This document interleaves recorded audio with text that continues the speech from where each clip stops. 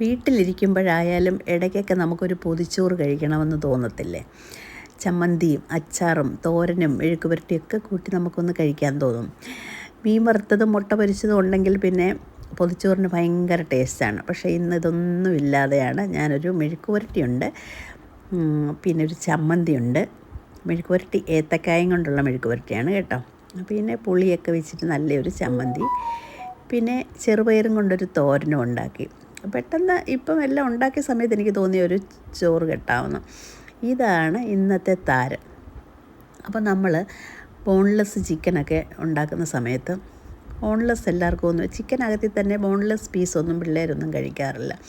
അപ്പോൾ നമ്മൾ അതും കൊണ്ട് എന്താ ചെയ്തതെന്നറിയാം, ഞാൻ അത് ചെറുതായിട്ട് ചിക്കി എടുത്തിട്ട് ചെറിയ പീസുകളാക്കിയിട്ട് കുറച്ച് തക്കാളിയും ഉള്ളിയൊക്കെ കൂടെ വഴറ്റിയിട്ടിട്ട് അതിലിട്ട് ചെകഞ്ഞങ്ങോട്ട് എടുത്തു. നല്ല ടേസ്റ്റാണ് കേട്ടോ.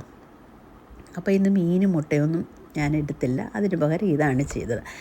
പിന്നെ ഒരു അല്പം ഇഞ്ചിക്കറിയും കൂടെ, ഓണത്തിന് വെച്ച ഇഞ്ചിക്കറി ഉണ്ടായിരുന്നു, അതും കൂടി അങ്ങോട്ട് വെച്ച് എന്തായാലും ഒരു പൊതി കെട്ടിയെന്നങ്ങ് കഴിക്കാമെന്ന് വിചാരിച്ചു.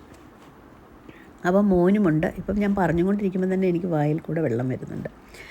അപ്പോൾ ദേ ഞാനത് നന്നായിട്ടൊന്ന് കെട്ടി വെക്കട്ടെ. മീൻ വറുത്തതും മുട്ട പൊരിച്ചതുമാണ് പൊതിച്ചോറിന് ഏറ്റവും നല്ലത്. എങ്കിലും ഇന്നത്തെ പൊതിച്ചോറ് കഴിച്ചിട്ട് എനിക്ക് ഭയങ്കര ഇഷ്ടമായി കേട്ടോ. ഞാനിവിടെ കെട്ടിയൊക്കെ വെച്ച് കഴിച്ചതിന് ശേഷമാണ് ഇത് പറയുന്നത്. ഓക്കെ, അപ്പം ഇടയ്ക്കൊക്കെ നമുക്ക് പൊതിച്ചോറ് കഴിക്കണമെന്ന് തോന്നുമ്പോൾ ഇങ്ങനെ ഒന്ന് കെട്ടി വെച്ച് കഴിഞ്ഞാൽ നമ്മുടെ വീട്ടിലൊക്കെ ഇഷ്ടം പോലെ ഇലയുണ്ടല്ലോ. അപ്പോൾ ഒന്ന് പൊതി കെട്ടി വെച്ച് കഴിഞ്ഞാൽ നമുക്ക് കഴിക്കാൻ ഭയങ്കര ഇഷ്ടം തോന്നും. അപ്പം ഞാനിവിടെ 2 പൊതി കെട്ടിയിട്ടുണ്ട് കേട്ടോ. അപ്പം ഞാനും മോനും കൂടെ അത് കഴിക്കും. ഓക്കെ.